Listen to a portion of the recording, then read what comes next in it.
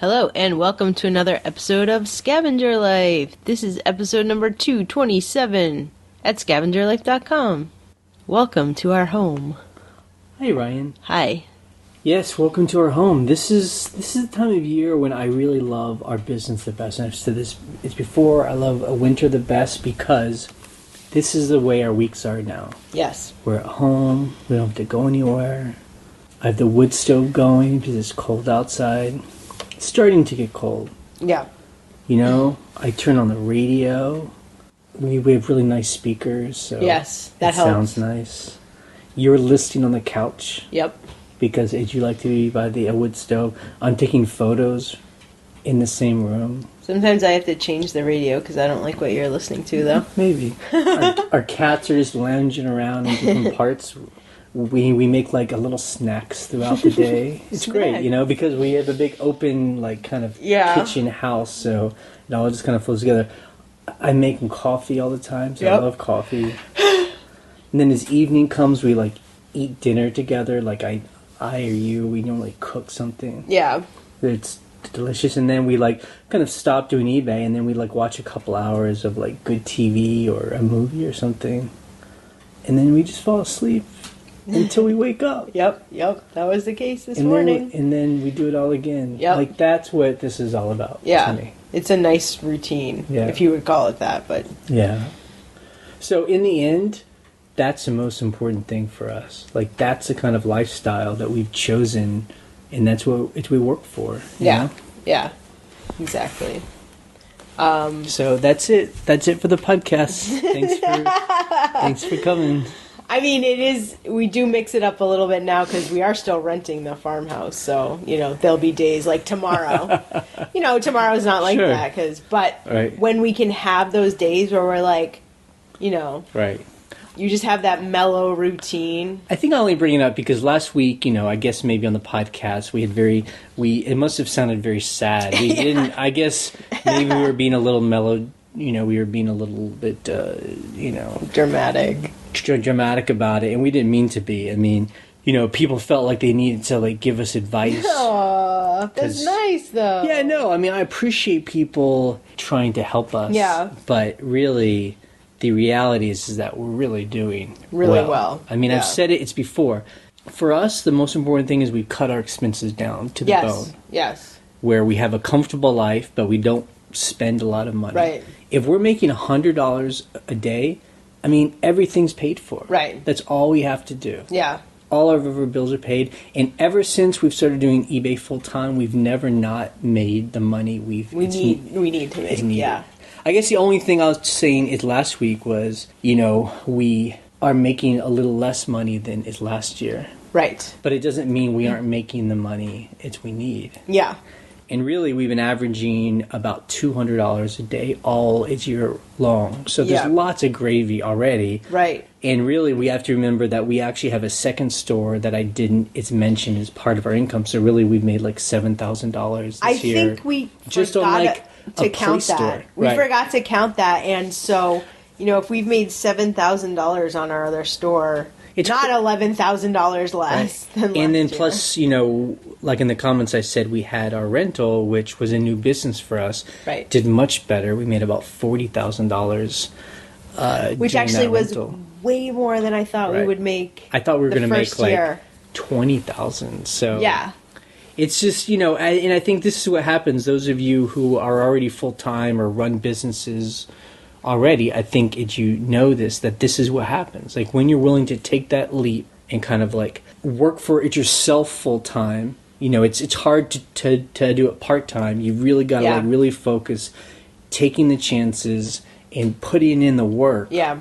Then you'll see that it's just like it just kind of happens, Yeah, or if you've done all that preparation, you've done the work, it should happen.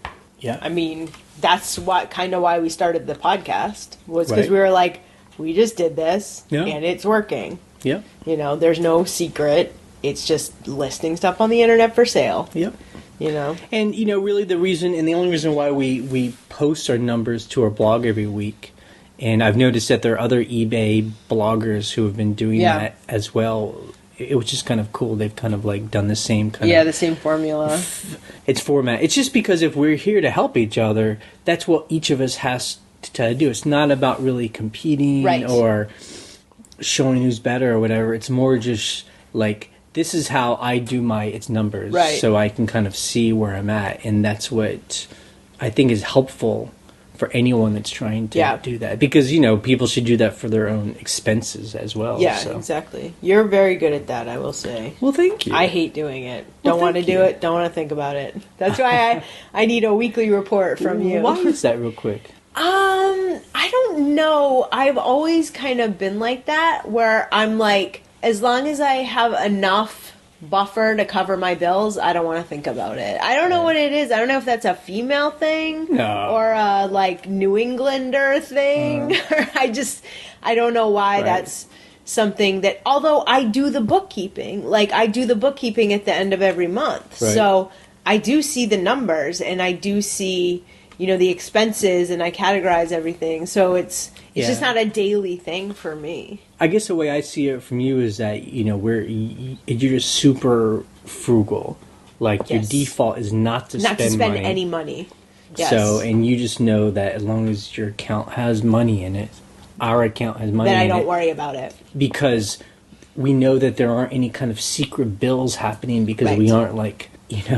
can you imagine being in a relationship where each of us have credit cards and neither of us know what the other one's buying, and like you're like, what's this $400 bill? And I'm like, what's this $200? I mean, there are times where I will see things when I do the expenses where either I forgot that we spent it or we forgot to write it in the checkbook. Right. Like when you say, this is for so-and-so, and I'm like, what's this $400 check? Like, I don't remember what it is. And actually, you can go into your bank and, like, see an image of the check. And you're like, oh, yeah, it's the such-and-such bill. Like, you're freaking out over it.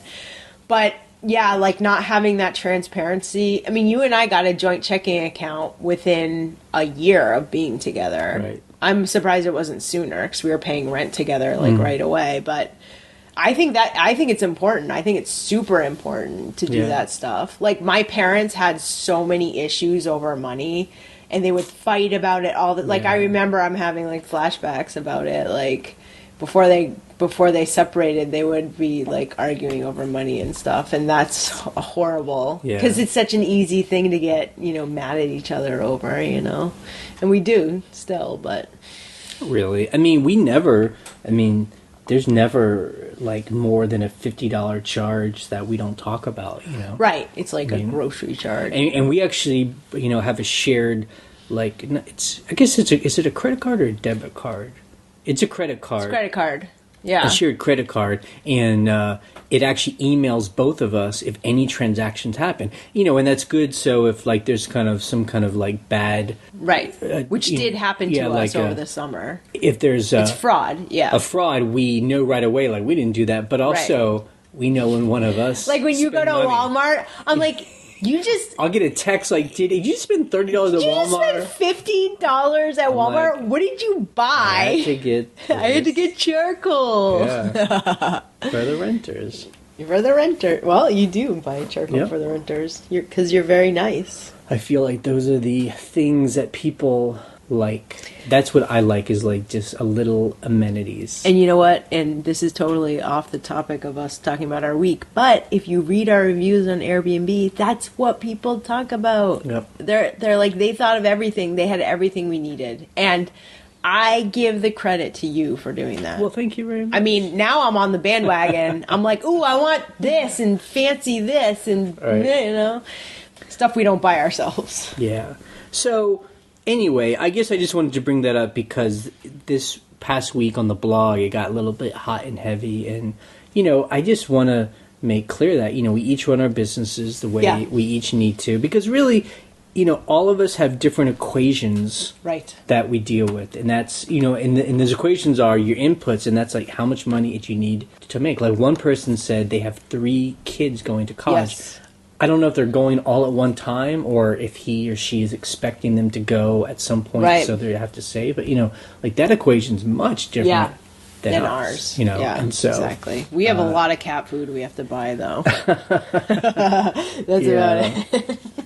And so, some people, all kinds of equations, and I guess the way I was trying to explain it was, for us, I see eBay as like our startup cash. Yeah.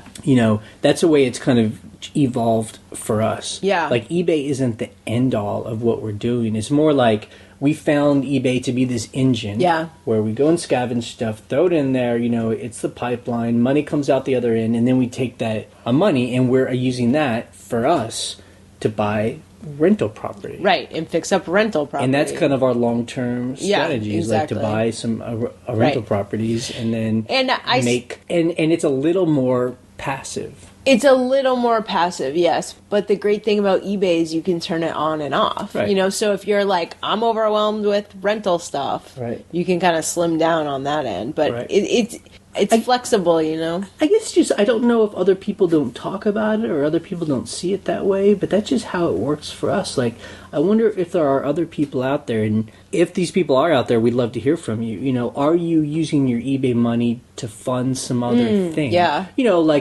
I made some examples on the blog, like, I don't know, someone wants to start a food truck. Right. And so they're selling stuff on eBay to make money so they can buy the equipment and, or someone wants to make furniture. Right. And so while they're trying to develop their skill and get a client base, they're selling on eBay. Yeah, exactly. Like, is eBay helping you do what you really want to do? It's sort of like I don't want to call it a hobby or like a part-time job. Yeah, I mean, we've heard some people, like, I think Brian in it's New York, I think him and his wife, they use their eBay money and they take like one trip every year. So they go to Europe or something like that. Like, that's cool. Like, when we started, that's what we did. We were like, let's buy it was either a Vitamix or a solar oven, like one of those that we wanted to buy. And they, which sounds so silly, but that was what a Vitamix motivated us. Is expensive, right? And so once we made that money, we were like, I remember you were like, what if we could pay our like internet bill and our cell phone bills every month doing this? And then it just cascaded from there. Well, I mean, now, so that was 2008. We're 2000, almost 16 here. Yeah. So 7 years later, we're now like buying property, Right, exactly. That we're renting. So like, that's how we're seeing eBay. It reminds me of like that story of like the kid on Craigslist that started with a paperclip and traded up to like an old Porsche, right, or whatever. Sure, like on the free section. He got a house. I think he got a house. It was something like that. Yeah. But like, that's what it feels like, where you're like, we just started literally in your dad's basement. Like, that's where we were living, and now we like own property. Right. Only because of eBay. Because of exactly. I know. It sounds crazy. It really but it is. Or selling online, selling, whether it be eBay or Etsy selling or Craigslist. Used weird vintage stuff online. Yeah. So anyway, we had a good week. Yes. Let us not play up any kind of sadness. We have definitely had a good week. It felt like people were starting to holiday shop. Like, we started having those days where one day we sold $700 worth of stuff. Those are the best. And this is when I feel like us having kind of knick-knack stuff starts paying off, because people are buying like it's presents for each other. Right. Like, a woman bought a like mid-century bottle opener from us, and she wanted it mailed right away. Like, she said, I need this by Tuesday. And my thinking is maybe it was like a Secret Santa present or something. And we'll mention that in the what sold. And so anyway, you listed, just so people know, so you listed over 100 items this week. Yay! 110 items, and I took a bunch of its photos. A lot of photos. I talked about this summertime, my thing about I'm going to get through our death piles.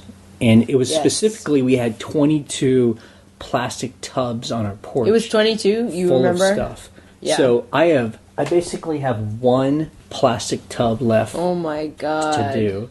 But then I have 8 more bins, so 8 more plastic tubs of like ties and scarves and purses. And, oh my God. Like, just you have 8 kind of those? Stuff too. 8 of those, So we're really going to have to look through those and be like, is this good enough? I mean, I think like with ties, these are ties that we've collected over the past maybe 4 years. That long?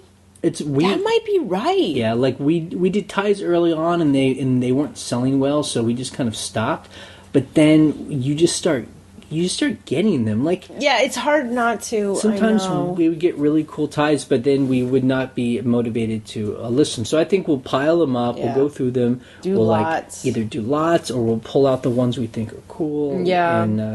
And just do it. So, it's worked for our piles of death. I mean, we've been selling a lot of that stuff that, we've been listing. The funny thing is, we're like actually running out of storage in our storage building, and so we've just been keeping stuff on the front porch, and we've been selling out of the front porch bins. So it's kind of cool where you're like, it's right there. I'll just go grab it. Hopefully this bin's going to get smaller and smaller. And some of it is, low dollar items, but some of it's $50. But the funny thing is, the low dollar items are selling. It's not like they're just sitting there forever. It's like, yep, I sold that in a day, so that's great. Yep. So this is the excitement for me this winter time. This is my favorite time of year. Yeah. There are no more yard sales. Flea markets are starting to close down, so there's no temptation to go out and scavenge. Yeah. And when we do want to scavenge, we still have our thrift stores, indoor estate sales, and auctions. So those are all still there. But we still have plenty of much stuff to list. Stuff to do. Yeah. I mean, it's like I'm chasing something I'll never catch, but it's always about could we ever catch up? We can't catch up if we keep shopping. I don't know how many times I can tell you that. We went shopping this week. Okay, hang on real quick. I disagree with that because I have been keeping up with the stuff we have been buying. You mean consistently, not have a backlog, be like, we bought this stuff, it's in the... Because everything we bought a year, I take photos of. I don't shove it to the side. That's true. I take pictures of. My thing is just to having dedicated time. I mean, when we go away for a month or 2 months, I mean, I don't take pictures, and then stuff starts piling up. So that's why I'm like, we aren't doing anything till April. Right. So I have several months. Almost 6 months to just focus on this. Right. I mean, and unless something comes up, I could do it maybe. I could do it. Yep. Or we can do it. We can try. Okay, so Ryan's favorite part. Numbers. I'll keep it real simple, and if people really want to look, it's always on our blog at scavengerlife.com. So in our main store, our flagship store, we made almost $1,700. Yay! And we sold 39 items. Ooh, nice. Yeah. And then in our second store, we sold almost $400. Love it. And we sold 10 items there. Ooh, 10 items. So really, overall, we made about $2,100 this week. And for me, it's always about, okay, what's the average per day? And that's $300 a day. That's really good. I wish it was always like that. I know, right? I mean, $300 a day. That's so we've been averaging $200 all summer. So this is when it starts feeling like Christmas time, when we can start averaging $300 and $400 a day. Yeah, that's really nice. Yeah, I mean, God, I think one reason why last week my voice sounded sad was because, and I shouldn't do this, but when I compare myself to some of the people on the blog that post their numbers, it's Brian and his girlfriend. I mean, their numbers are insane. They can sell or amazing taste. I mean, $4,000 and $5,000 a week. I mean, if you can keep that up, I mean, think about that. If you're making $15,000 in a month, that's crazy. We've never even made that much on the best. I think the best we ever had was 10. It was $13,000. $13,000. It was 2 years ago. It was a Christmas time. Yeah, we made $13,000, but really, 10 is when we're doing good, and that's making a little over $3,000 a week. So.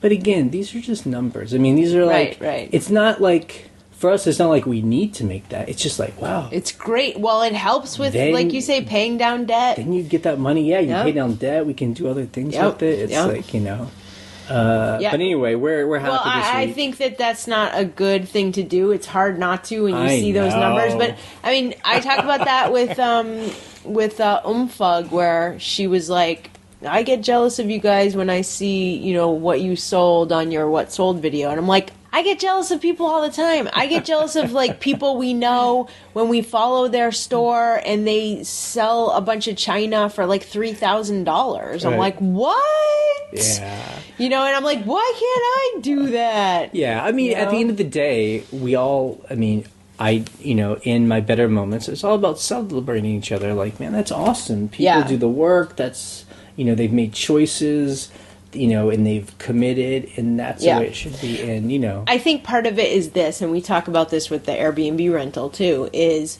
there's a fine line between having healthy competition and like, just wishing the other people well. You know what I mean? Like you're a business person, you're going to be competitive. And that's part of being a seller, Sure. I mean, it's like it's like, I guess if you're in like a lifter, if someone can lift a certain amount, you're like, they just broke that bar, so let's see if we can do that too. Like, well, that's how I mean, my whole thing is you're learning from other people. That's what you should get out of it, is you just learn from what other people are doing, and that's what you gotta do. Okay, so things we sold. So I sold, I don't know why I say that. I do that all the time. But when I say I sold, but it's both of, I mean, you probably found this. We sold, We sold. There's two of us. Okay, so we sold a Danish, like, wood side table. It was teak. It was our best sale of the week. Yeah, our highest sale. For $175. I had it for $199, and we took an offer of $175, which was great because there was a weird stain on it, but maybe this guy didn't care. And we bought it at like a thrift store for $5. Because it just looked like a little wobbly table because they hadn't screwed the legs on right. And it was cool because we can ship it because it was a kind where you can unscrew a leg so it could ship in a box. Yeah. And on the bottom it said made in Denmark. It didn't say made in Denmark, but it had a name. I forget how to pronounce it. But anyway, I did show it on the video, so that's going to be good. Oh, I showed it on last week's video, actually.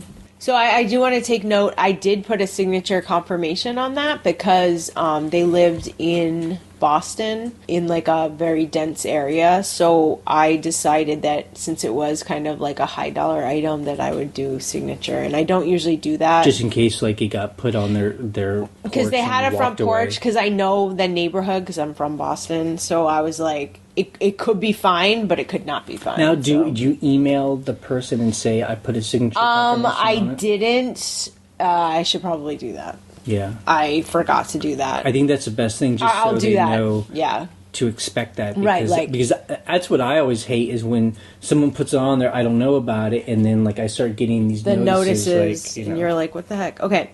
So another high dollar sale was $95 for a pair of like antique gold-filled glasses.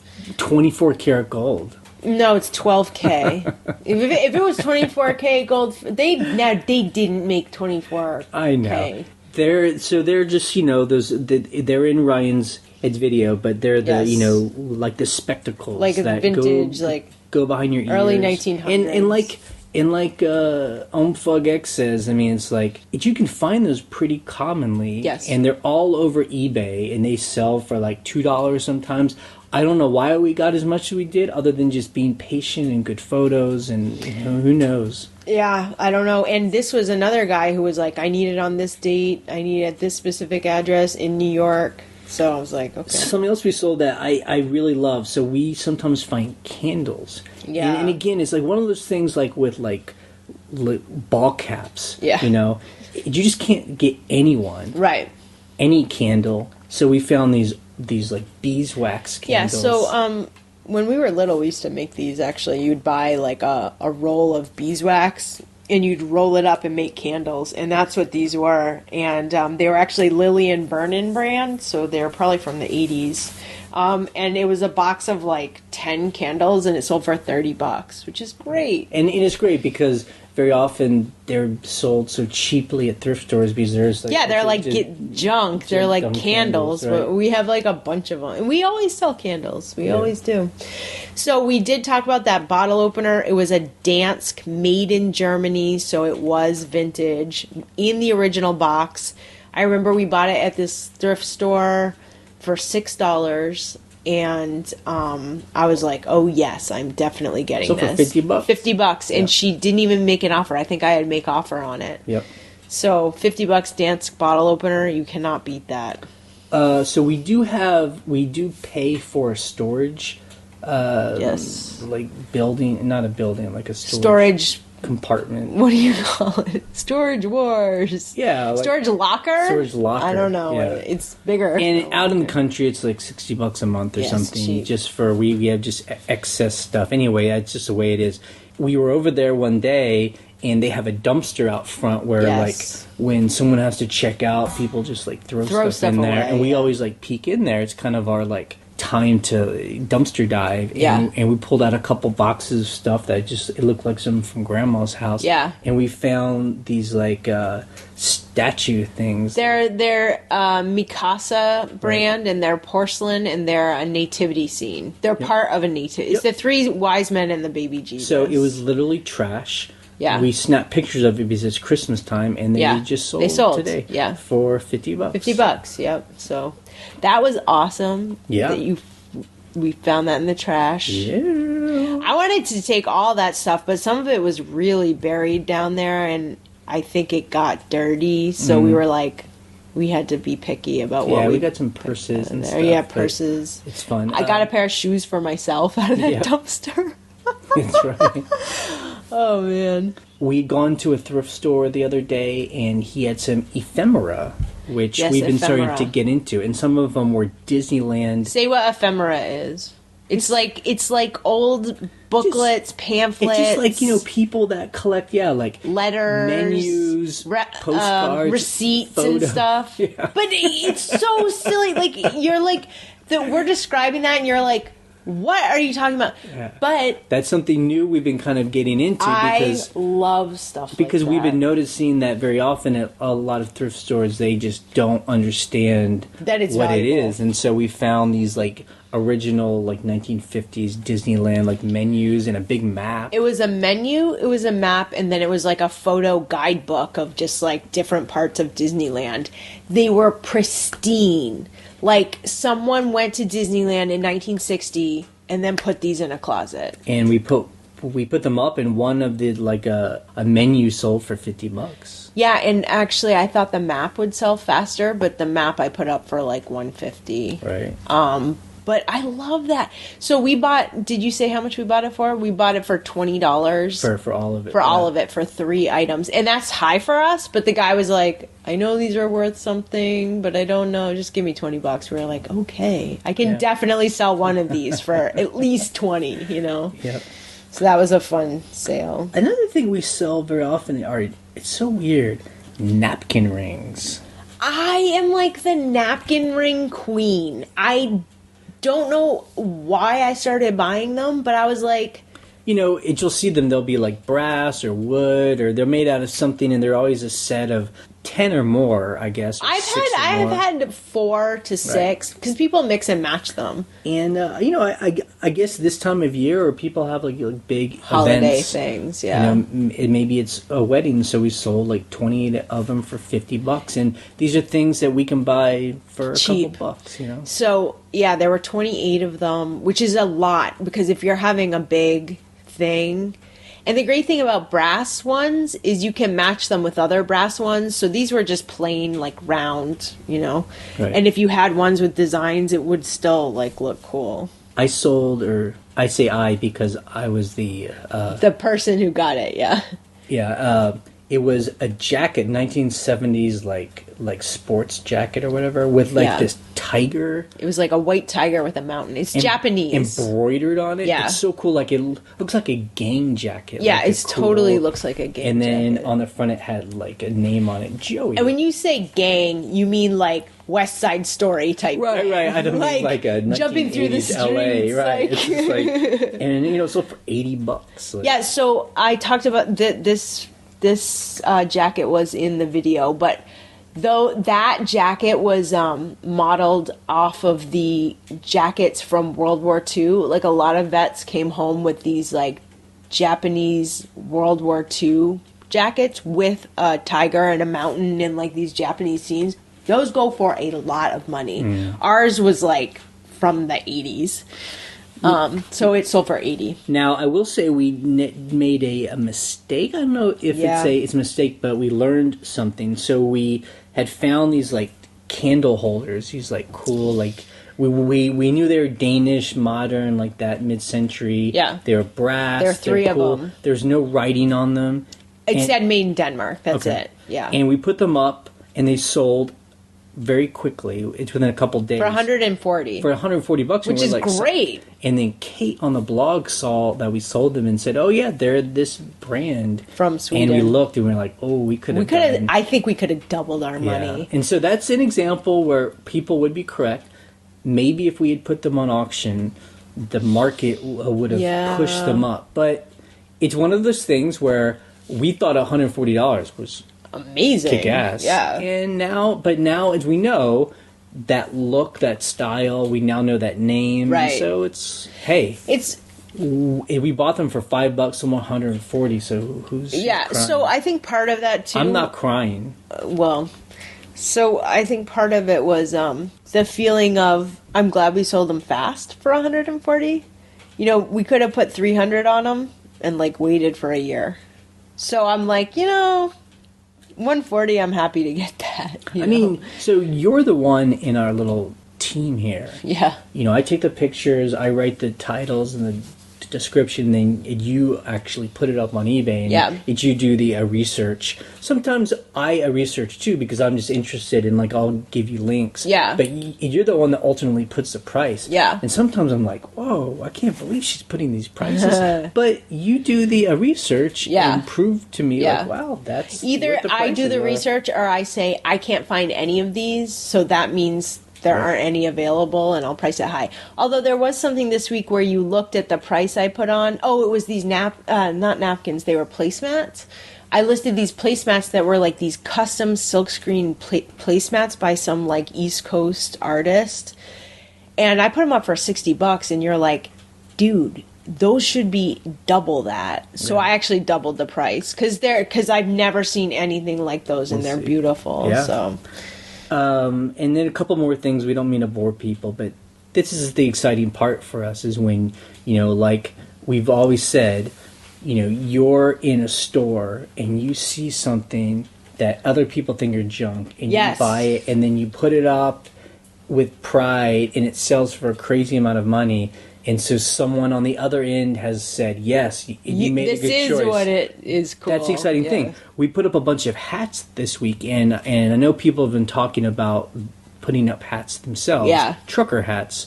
I guess maybe, people know they sell. People see that we sell them. They're trucker hats and they're other hats, like sports teams hats and stuff. But like, for instance, we sold a Stihl hat. That's a chainsaw company. Yeah, Stihl. Yeah. Is it Swedish? I don't know. I think it sounds like I sold it to someone in Australia, so I don't know. But this is just one that you find around where we live. Yeah. Couldn't have paid more than a quarter for it. It sold for $80 because it's like a cool vintage camo with the patch. So whatever. Awesome. I did the research because I know that that's like totally dudes are into chainsaws, okay? Obviously. Obviously. We know that because we do firewood and dudes are into chainsaws. So the highest price sold on eBay was $50, but that was just for an orange like hunting cap, orange hunting color. And I was like, this one's camo. There are no camo ones. I'm putting it up for $80. It sold like immediately to someone in Australia. No, it wasn't through global shipping. They paid for a priority. I don't know why it wasn't through global shipping. It's a hat. It got kicked out for some reason. I have no idea why. So are things still being sold on global? Yeah, I sold something global shipping. I sold a modem, global shipping to Hong Kong. It's weird. But so he paid $46 to ship it to Australia. So he's gonna pay like $120 total for this hat. He better like that hat. He will like it. It's awesome. And then the last thing, we actually haven't talked about this, but something that made me excited. We sold like a Rubik's snake that was twist. This morning. I don't know if people remember this, Rubik's Cube was so popular. Yeah. And then they came out with another one where it's like a snake. It's like a straight one that it kind of turns into different shapes. Yeah. It's a cool one. We got it in Amsterdam. Yep. Yeah. At the last... I bought it for $1. Yep. And it just reminded me of my childhood. Yeah. And I was worried, like, is anyone gonna want to buy this? So I bought it for $30. $30, yeah. Whoa. Yeah. So customer issues, it's this week. We made a mistake. Yeah. We sold a hat that I thought had been a fur hat. You thought it was real fur and real suede. And I was fooled. And yeah, it wasn't. And the person got it. They said, I want to return it because it's not real fur, it's not real suede. And we were like, okay, send it back, full a refund. Yeah. Blah blah blah. It's a good brand, and it's still a good brand. I mean, it's actually still worth a lot of money. Yeah. But I just improperly listed it. Well, I thought what was sad was that both of us must have been fooled because, I mean, I packed it and shipped it. Sometimes we just, or me. I think I must have just been sometimes busy. I'm taking pictures of like 50 hats, and I don't know. Anyway, it's just one of those things. Cool thing is the customer was, was cool about like, it. Yeah, it's just not. It's what I want. Sorry, and yeah, they just returned it. Hassle-free return. Ate that shipping. Yep. All right, and then some news this week. I don't know. I found a link to an article where this guy saved $1 million. That is amazing. He didn't actually save it all. He saved its money and was investing it in in an index fund. Uh-huh. And over a period of time, his savings grew to be $1 million. And he's only like 35 years old. He's young. I feel like these stories are starting to pop up. Like we talk about, it's Mr. Money, a mustache, and there's like Frugal Woods. I thought actually Mr. Money might have been in that article. Right, and he wasn't. And Frugal Woods is another one. Yeah. And like there's a whole actually subculture of these blogs. Yes. There's these early retirement people, and it's these young people, and it's smart. I mean, not just young people, but people who decide, I'm going to stop spending. Yeah. I'm going to be an extreme saver, and then I'm not going to have to work as hard. Like if you read Frugal Woods and Mr. Money Mustache, I mean, I think I'm frugal. Dude, Mr. Money Mustache is like, I wish I didn't have a car. I would only ride my bike. I'm like, oh, that's like too frugal for me. Yeah. I mean, Frugal Woods are like, we're not going to ever eat out until we hit a certain goal. Right. So it's like it's amazing. Eaten out in like 5 years. Yeah. And like, we like to eat out like once a month. I mean, we're frugal. That's really frugal. Yeah, I mean, we are super frugal. But it's just interesting seeing the mainstream media start picking up on this, because I've been seeing these articles more and more, and now like this article calls them super savers. You know? So there's these different like terms that people are popping up, and it's true. Like in this article, which I will link to at Scavenger Life, this guy who's 35 who was being interviewed said, I was in my 20s and I was working with people who were 20 years older than I was, 38 years older, and I just saw that they didn't seem to have anything. Like they were still just working away, and they still owed on their mortgages and bills, and totally. I get it. And he was just like, I don't want to do that, and that's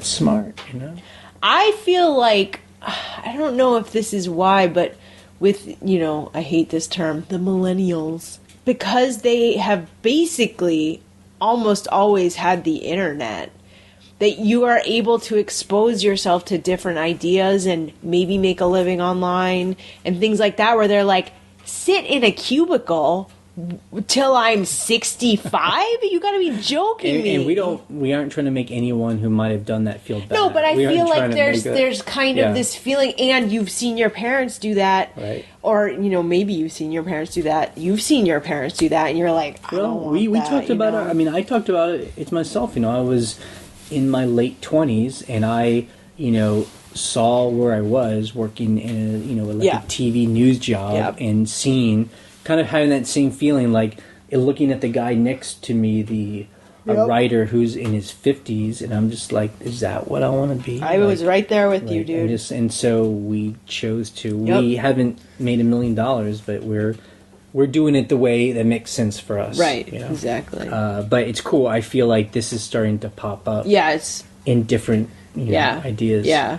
Things we learned in the comments this week. So a couple things, like one person asked, and I don't really know the answer to it. Someone said they sold like a thing of playing cards, brand new, in the package. The guy got the item, opened up the package, got the playing cards, decided he didn't like the cards, and mailed them back and wanted a full refund. He didn't mail them back yet. What he said was he opened a return saying it wasn't what I expected. Right. Actually, I don't know what reason. I guess wasn't what expected. I don't know if that's a reason. Well, but I mean, the answer would be, but I mean, I don't know the answer. Like, if he's willing to pay the shipping back, it's like, but the person's going to get cards that are no longer new, sealed in the package. Sealed. They're worth less than they were before. And to me, the answer might be just like, that's why you need it's restocking fee. That's what it's restocking is for. Yeah, because then he's basically paying for the restocking and maybe whatever. I don't know.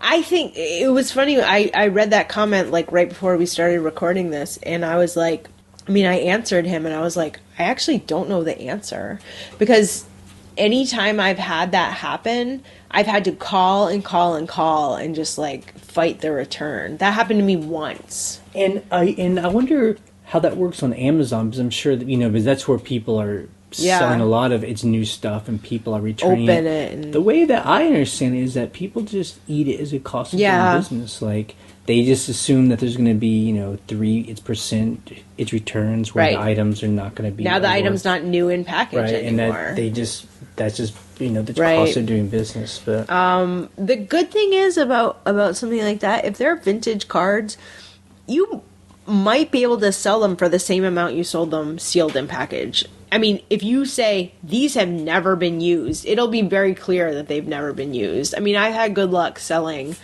playing cards, whether they're sealed or not. It's never mattered, So that's just something you have to deal with eBay sometimes. And one other thing I saw in the comments was Frank came back. Yes. Frank from Chicago. Now, that is a similar conversation with the Super Savers, because he was talking about how he just got his associate's degree. Right. He just graduated from college. And he decided to not continue his education right now and just focus on running a business, because he sees people his own age having done the full college experience, getting out, not going into the field that they studied, and just taking any kind of job, random kind of jobs. And he's just like, I don't need to take on more debt to not. Yep. So I think that's smart. I kind of wish I had that choice, like, to be able to take, I don't know if a break is the right word, but to run my own business. Right. And then when I'm ready to go back to school, I do it on my own terms. And well, what's funny is, and I have a lot of experience. I will say this. Once I got out, when I got my bachelor's degree, I remember talking to people who were going right into graduate school. And I remember just being like, I'm so tired of having to be in school. I remember saying this. I just want a job. Like, I just want to make money and live my life and be, like, grown up. And it's funny because you applied for... Grown up. Like, you applied for a graduate school and got in, and I remember, and that's when we first met, and you had done that, and we were just like, why are we going to go back to school and get in so much debt? Yeah. And this was like a pretty top-notch school. It was NYU. Yep. And I can remember the conversation we had was, this is going to cost, I'm going to be so much money. in like $100,000 debt after this. And is it really worth it? And just the stuff we were doing, we're like, I'm going to know more than the teachers, because it was like technology, because it was like. You actually should have been teaching at that program at that point, which was really funny. So anyway, So it's interesting. Like we've had similar experiences to that, where we got to a point and we were like, instead of like going to get a piece of paper, with a lot of debt, we decided we moved to San Francisco, and we were pursuing what I would have been studying, and we were pursuing it together, and we were just learning stuff as we went, and it was cool, and we loved it. And then we moved to a basement in Virginia, and now I'm selling old shoes on the internet. Exactly. You're an international businessman. So our coming week, yes, it's just like I said, it's winter mode. It's working. It's taking pictures. It's filling the pipeline. This is what we're doing. We're basically in a winter time. It seems like this has been our thing the past 3 years or so. That a winter time, we fill the pipeline like crazy. Yes. And then when summer starts coming, we start traveling a lot. Right. And then all the work we do in the winter time just pays off. Yeah. And so that's just what we're doing. Like right now, I have in our home, I'm looking at it right now, there are little tiny piles. I pile up things, and I surround it where it's almost annoying, because I want to force myself to like take pictures of this stuff. Yeah. Instead of having it be in a bin hidden away, I undo it all and make myself hate it, and I'm like, I gotta get through it. So this is gonna be my a Monday right here. Yep. Oh my gosh. What are you gonna do? What am I gonna do on Monday? I'll probably be listing in my either buy the wood stove. Damn right. I do need to take some pictures of some smalls, like jewelry and stuff. There's like a little pile of stuff. I've already sold some jewelry that I listed, so that feels good. So that helps when you sell something that you listed as part of a push. You're like, okay, it was worth it. So that's probably what I'll be doing. Okay, so we are now going to answer some questions that people have called in. It's kind of a quiet week, but I think there's a couple. And no, there's actually several. Oh my god. Oh my god. So you can call our voicemail number and you can ask a question or leave a comment. And the phone number is 540-407-8486. And you have 3 minutes to leave a message. Hello, I'm Franco Gutierrez. Just watched episode 226. I had a quick shipping question. What do you guys do when a P.O. box pops up on one of your sales? As you know, we don't know whether they have a P.O. box or regular address. And FedEx doesn't ship to P.O. boxes, and USPS is normally twice as much. Just ran into that issue. I've run into that issue several times. Just wondering what you guys do in that case. I messaged the buyer to see if they have a physical address. We're talking about a $10 difference in shipping. So if you guys can address that, I'd appreciate it. Thank you. Okay, so there's a couple things you can do. You can message the buyer and see if they have a physical address for FedEx to deliver to. So the other thing, too, is if the size isn't oversize, you could send it FedEx Smart Post, and that gets handed off to the post office from FedEx, and the post office will deliver it to a P.O. box. I guess the other thing I don't understand is, but if the person has a P.O. box, then they should just pay the shipping that it costs. I mean, so if it costs twice as much, you have to tell them that. Yeah, that's just the way it is. Yeah, that's true. Yeah, or if they unless they can provide you a physical address, like you're saying, a work address or a home address, where FedEx can deliver it directly to them. How many people who buy from us have a P.O. box? It's not that many. I mean, for us, 2.5. It's not that many. It's 2.8%. I don't know. because I ship a huge majority. I ship 95% postal service. So yeah. I'm just like not thinking about it. Right. I can't remember the last time I had an issue. Gotcha. Hi, Jay and Ryan. Hey, I was wondering how that turned out with the Ferragamo bows and the replacement parts. If you could comment on that. Thanks. Okay, so I contacted Ferragamo. They said they have... Really? Yeah. I didn't know. I told you that. I emailed Ferragamo, and they said they have a repair shop, an independent repair shop. It's not run by Ferragamo, but these people that they do the official repairs for Ferragamo, it's these guys in New Jersey. And they were like, send it to them. I'm like, they're going to charge me $50 to fix these, probably, So I was like, never mind. Wait, did they send like a website or something? Yeah, they're like, it's the Regano brothers in New Jersey. So we'll link to it on the podcast. Yeah, I have to figure it out. I didn't know this. Yeah, but the problem is, they charge you to fix these shoes. Right. So, well, I'm saying I hear you. It's probably expensive, but why not? Why don't we just see how much? I should ask. Why don't we just see? No, you're right. Maybe it's $20. Yeah, I doubt it. But what I'm going to do, I think, I'll contact them and just see, and then I think I'm just going to buy bows to put on there and just be like, these are Ferragamos with like black bows on them. Oh, yeah. I just haven't found any bows that I wanted to buy. Gotcha. That's it. Or the other thing I was thinking, so the real answer is we have not kind of figured it out yet. Yeah. We've kind of put it to the side. I was thinking too, we could just kind of troll eBay and put out a search, and if we could buy a pair for like $20, because some people sell Ferragamos cheap, yeah, and then just pull the bows off. But then that color. So what's the point of pulling the bows off when you could just buy them for $20 and then just sell those ones? Oh, just because maybe they're like in worse shape, ratty, or maybe they're like true. 4 AA size. That's a good point. Like a weird AAA size. That's a good point. Cinderella shoes. Yes, I did not think of that. So we're still figuring it out. Right. They're sitting underneath my desk because it's burgundy, right? They're burgundy. So burgundy bows. You could do burgundy bows, yeah. And logo bows. I don't know.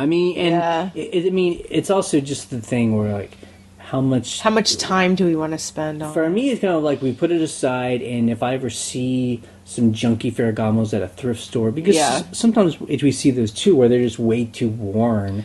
And we don't want to buy them, but we're like, oh, maybe I'll... it wouldn't matter if it was burgundy. It could be black bows, because that would still look cool on burgundy shoes, in my opinion. But okay. So that was way too long of an answer, but that's it. Hey, Jay and Ryan. I know you've talked about this before, but could you say again how you implemented your restocking fee? Is that just verbiage in your listing, or is there something eBay allows you to click on? Thanks. Okay, so on your listing, down near your return policy, that is where you put the 20%. And real quick, to be clear, there's actually a box where eBay gives you a drop-down menu. Do you want a restocking fee? Yes. How much? 5, 20%, 10, 15, 20%. Yeah. 95% restocking fee. And so that you'll put that in for the new listings, and if you want to bulk edit using the bulk editor, you can change. That's what I did. Obviously, we have thousands of listings, so I just bulk edited when they implemented that. And then what happens is we don't have to put anything in our listing itself. eBay does that for you. So when the person is buying it, it tells them somewhere in their purchase agreement that you're buying this with the understanding that there's a 20% return fee. Exactly. And you can return it in 30 days. And blah, blah, blah. Or however. It's your return policy. And, honestly, people have said that, they get people to complain. I've never had anyone complain. I don't think we have anyone complain. I think we had one person say, I don't really like these, but I see that there's a restocking fee and I'm just going to keep it, Yeah. But, we've never had anyone really angry about it, so. No, we've never had an issue, especially because it's on the page. So if they get mad about something, you can be like, it's listed on my return policy, and eBay should back you up on that for any negative feedback. And we got to thank Brian and his girlfriend who sell clothes. They're the ones that have spread this meme among our community here. Yeah, the restocking fee. We didn't know anything about it until he said something about it, and he's totally right. And everyone was super afraid. We're like, we're going to get so much negative feedback. But nope. Have not had a problem. Yep. So we also got a call that she asked us not to play, but she did play it because she doesn't want to hear her voice. I think she's a great voice. Yeah. And she has a good question. Yes. So her question is, does she need an iPhone or an Android phone or just a smartphone in order to sell on eBay. She says she does sell on eBay, but she has a landline and an old cell phone, and like or a non-fancy cell phone. And she's hearing people talk about, and the answer is this. I mean, people were selling on eBay way before smartphones. Yeah. And I'm sure there are people who are still selling. The only thing that the smartphone gives us is just like, it's a little computer in your hand when you're out in the world and you want to do a quick search, like, should I buy this? Let me see. Right. Nope, they don't sell for much, Well, also, for us, it's being able to answer questions, take offers at any time of the day, whether you're in the United States or in Europe or in Asia, as long as you have Wi-Fi and a SIM card. That's the other thing, too, right? I mean, when we're out of the house, just out in the world, we're still doing business. We're taking offers. We're, it's great. Yeah, so we love that. If you don't feel the need to have that immediate, whatever, you're fine. Yeah, but I guess it's just, you just have to decide whether or not being slower to answer questions. If that affects your sales. I bought from some people who, we talked about this before. I'll ask a question. If I hear from them, it might not be 3 or 4 days later because maybe they only check their email a couple. I'm just like, it's just you snooze, you lose, man. By that time, I've bought from somebody else. Yeah. So it just depends on if you feel confident that your stuff that you sell will sell no matter what. Yeah, exactly. Yeah, I like to read Twitter while I'm standing in line at Walmart. That's what I do. I read my email when I'm standing in line at Walmart. It's just the reality of life. Yep. Okay, guys, that is it for this week. You can check out the blog at scavengerlife.com for any links we talked about, and you can join in the conversation. And so I wanted to mention our Help Us, Help Yourself link on the blog, especially because you might be doing holiday shopping on eBay or Amazon, and you can click through our affiliate links, and that helps us pay our bills and keep doing the podcast. Cool, so that's all we have for it this week. You can check out our blog at scavengerlife.com for any links we talked about. You can also join the conversation.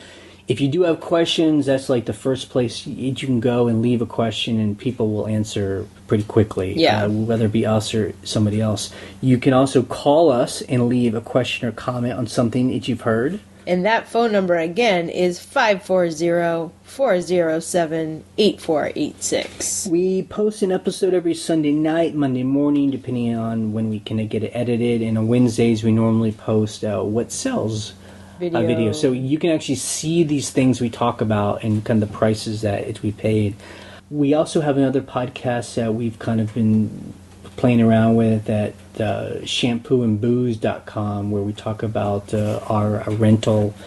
If you're interested in running a rental business, or hearing about people running a rental business. Yeah, we're about to do an interview tonight with another eBayer that also has a rental, and that's something that's always interesting to us, is when we're talking to people that sell on eBay or online, but they also have something else going on. So I think that's a cool thing. So that's it, guys. All right. This podcast is now ending in 3, 2, 1. Bye.